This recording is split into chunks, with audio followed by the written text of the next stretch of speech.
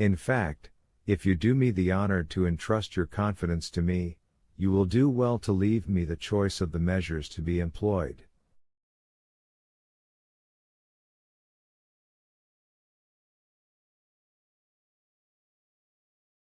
If one wants the result, one must admit the means.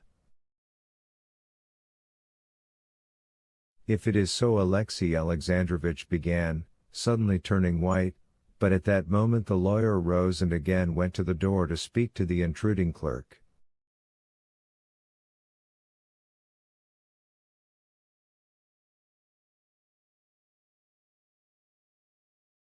"Tell her we don't haggle over fees," he said, and returned to Alexei Alexandrovich.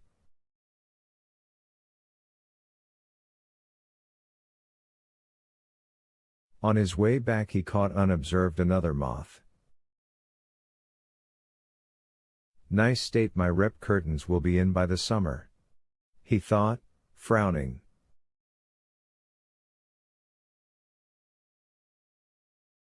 "And so you were saying?" he said. "I will communicate my decision to you by letter," said Alexei Alexandrovich, getting up, and he clutched at the table.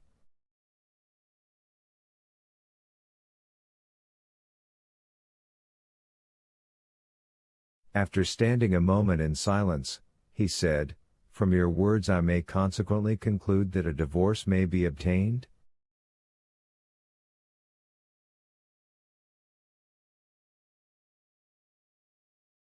"I would ask you to let me know what are your terms."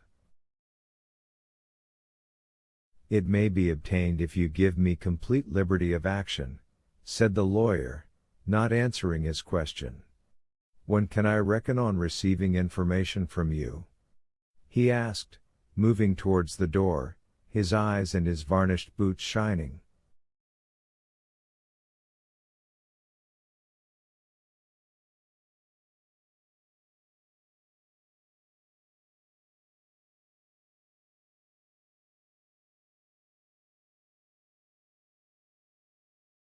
"In a week's time. Your answer as to whether you will undertake to conduct the case, and on what terms, you will be so good as to communicate to me."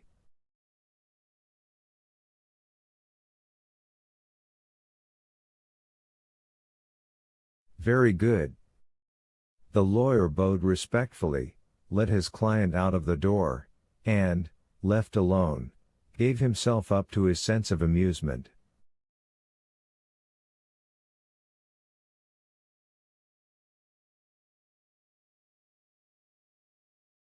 He felt so mirthful that, contrary to his rules, he made a reduction in his terms to the haggling lady, and gave up catching moths, finally deciding that next winter he must have the furniture covered with velvet, like Sigonin's.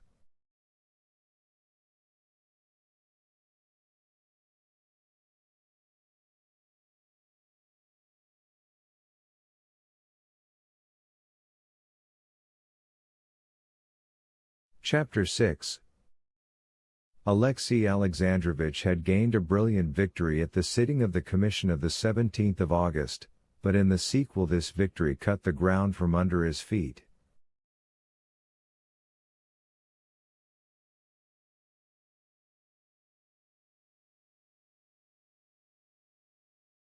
The new commission for the inquiry into the condition of the native tribes in all its branches had been formed and dispatched to its destination with an unusual speed and energy inspired by Alexei Alexandrovich.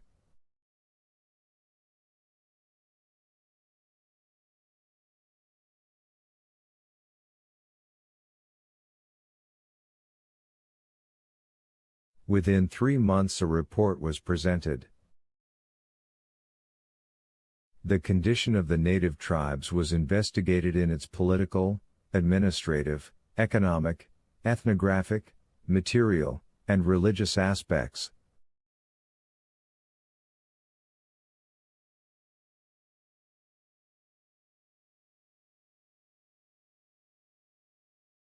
To all these questions there were answers admirably stated, and answers admitting no shade of doubt, since they were not a product of human thought, always liable to error, but were all the product of official activity.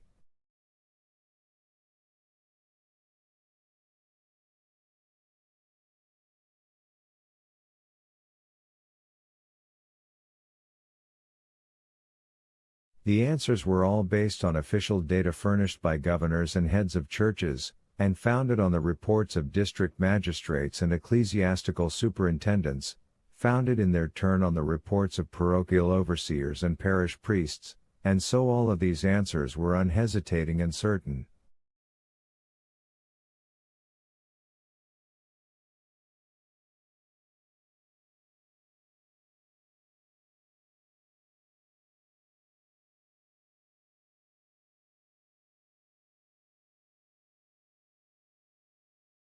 All such questions as, for instance, of the cause of failure of crops, of the adherence of certain tribes to their ancient beliefs, etc., questions which, but for the convenient intervention of the official machine, are not, and cannot be solved for ages, received full, unhesitating solution.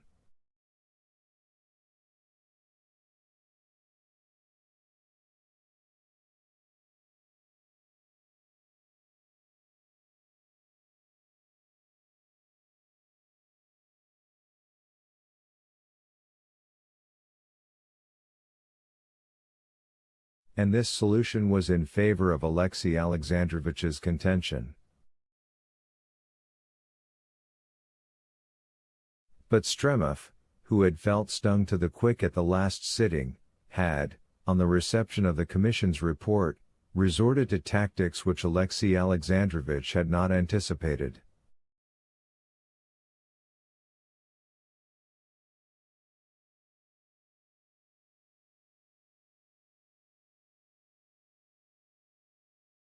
Stremov, carrying with him several members, went over to Alexei Alexandrovich's side, and not contenting himself with warmly defending the measure proposed by Karenin, proposed other more extreme measures in the same direction.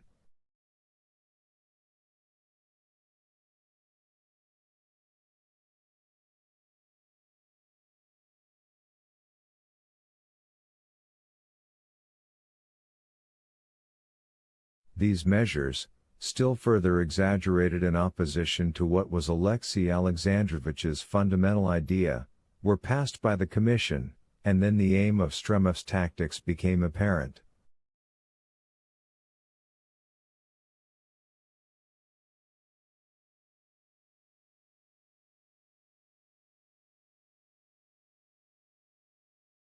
Carried to an extreme, the measures seemed at once to be so absurd that the highest authorities, and public opinion, and intellectual ladies, and the newspapers, all at the same time fell foul of them, expressing their indignation both with the measures and their nominal father, Alexei Alexandrovich.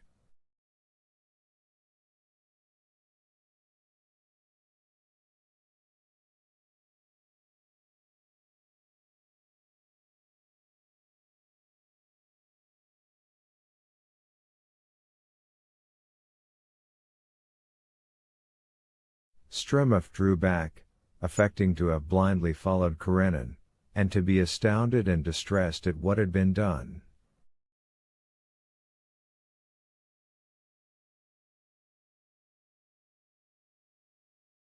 This meant the defeat of Alexei Alexandrovich.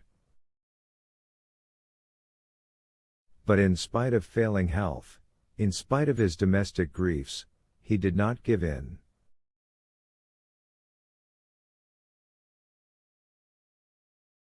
There was a split in the Commission. Some members, with Stremov at their head, justified their mistake on the ground that they had put faith in the Commission of Revision, instituted by Alexei Alexandrovich, and maintained that the report of the Commission was rubbish, and simply so much waste paper.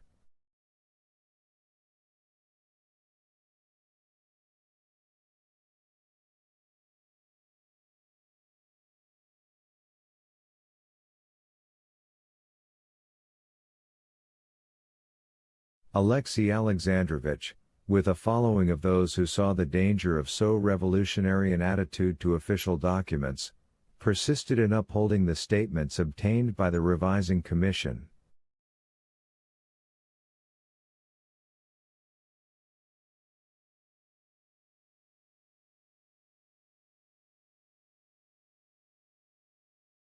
In consequence of this, in the higher spheres, and even in society, all was chaos, and although everyone was interested, no one could tell whether the native tribes really were becoming impoverished and ruined, or whether they were in a flourishing condition.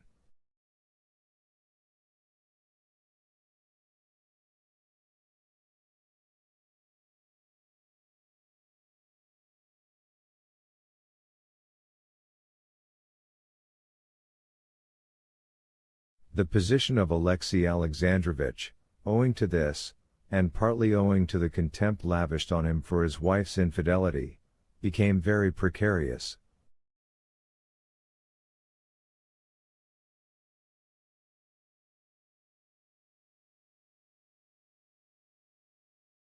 And in this position he took an important resolution.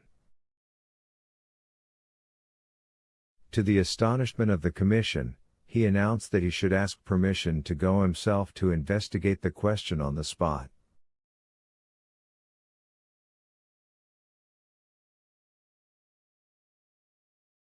And having obtained permission, Alexei Alexandrovich prepared to set off to these remote provinces.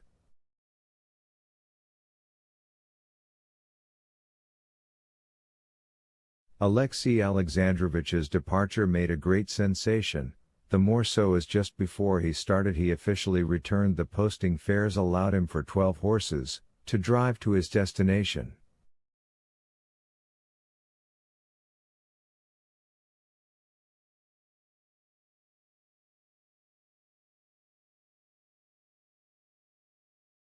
"I think it very noble," Betsy said about this to the Princess Myakaya. "Why take money for posting horses when everyone knows that there are railways everywhere now?"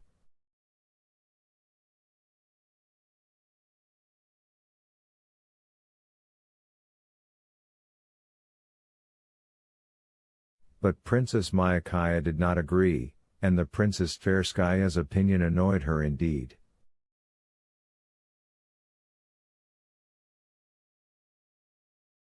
"It's all very well for you to talk," said she, "when you have I don't know how many millions, but I am very glad when my husband goes on a revising tour in the summer."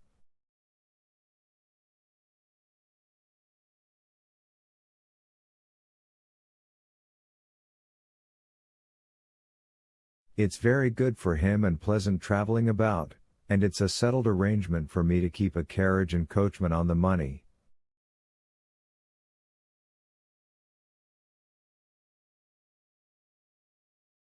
On his way to the remote provinces, Alexei Alexandrovich stopped for 3 days at Moscow.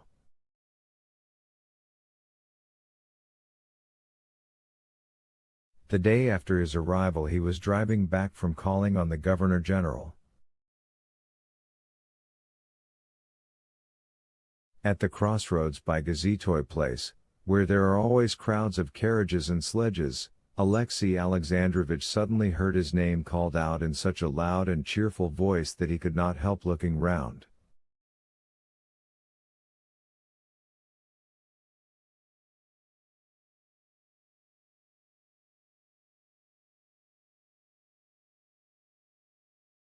At the corner of the pavement, in a short, stylish overcoat and a low-crowned fashionable hat, jauntily askew, with a smile that showed a gleam of white teeth and red lips, stood Stepan Arkadyevitch, radiant, young, and beaming.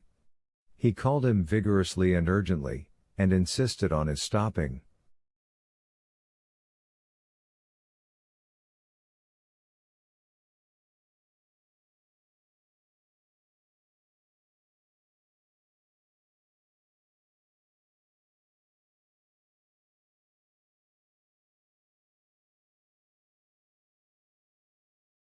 He had one arm on the window of a carriage that was stopping at the corner, and out of the window were thrust the heads of a lady in a velvet hat, and 2 children. Stepan Arkadyevitch was smiling and beckoning to his brother-in-law.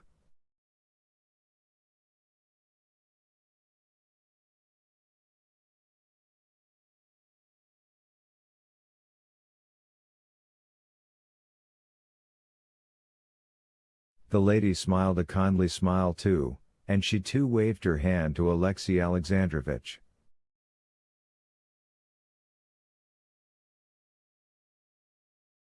It was Dolly with her children.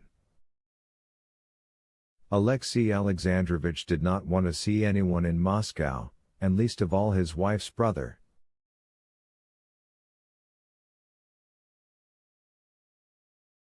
He raised his hat and would have driven on, but Stepan Arkadyevitch told his coachman to stop, and ran across the snow to him.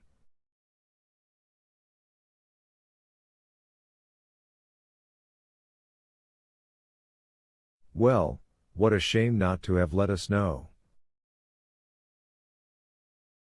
Been here long?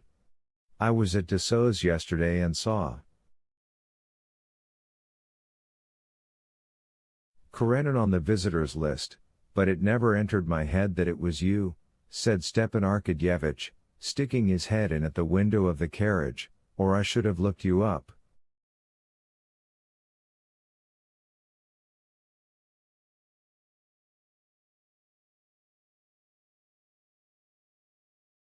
"I am glad to see you," he said, knocking one foot against the other to shake the snow off. "What a shame of you not to let us know," he repeated.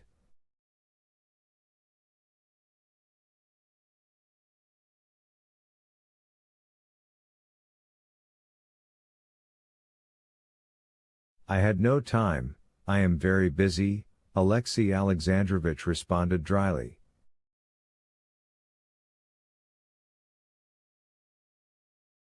"Come to my wife, she does so want to see you."